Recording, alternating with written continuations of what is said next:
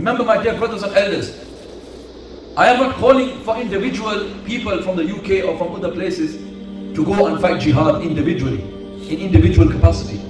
Because that would be like standing in front of a car and just suicide.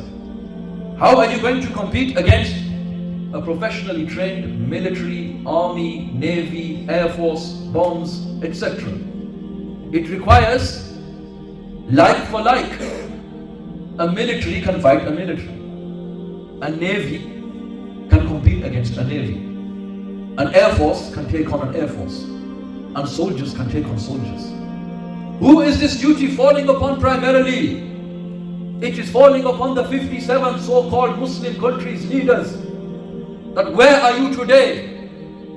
When the children of Gaza are crying and screaming for help. The men, women and children of Palestine. The defenders of Al-Quds al-Sharif. The Muslim armies.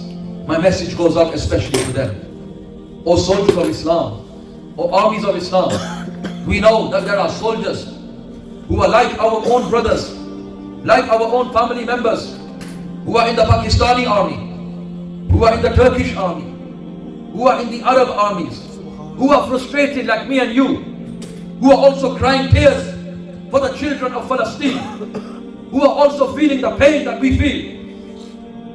O brothers, O soldiers of the armies of the Muslim world, it is your duty to defend the Holy Land. It is a duty upon the Muslim leaders to fulfill the command of jihad. They must carry out military action. The armies of the Muslim countries, you must take on this military task and defend the Holy Land. If the Muslim armies do not emerge now, they do not rise now and defend the Holy Land, today it is Palestine, tomorrow it will be another Muslim country.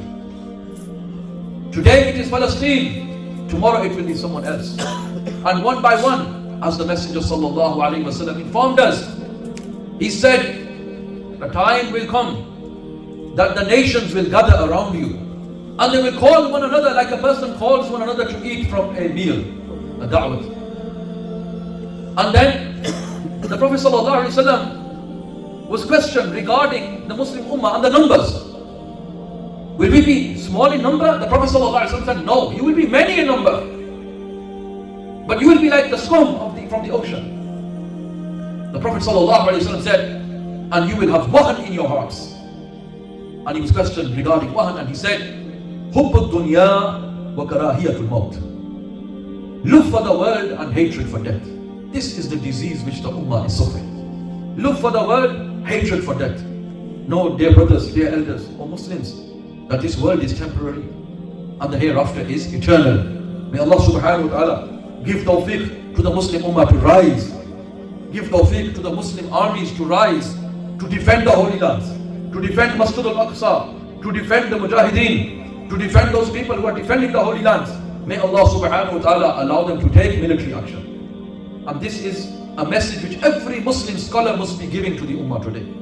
To all the Muslim armies, the Afwaj of Pakistan, of Turkey, of the Arab world, they must rise and defend the Holy Land. And if they do not rise today, then we can expect worse in coming years. May Allah subhanahu wa ta'ala grant victory to the Muslims and to the Muslims of Al-Quds especially. May Allah subhanahu wa ta'ala accept our du'as and relieve the oppression from Gaza. May Allah relieve the oppression from the West Bank, from Palestine, from the occupied territories.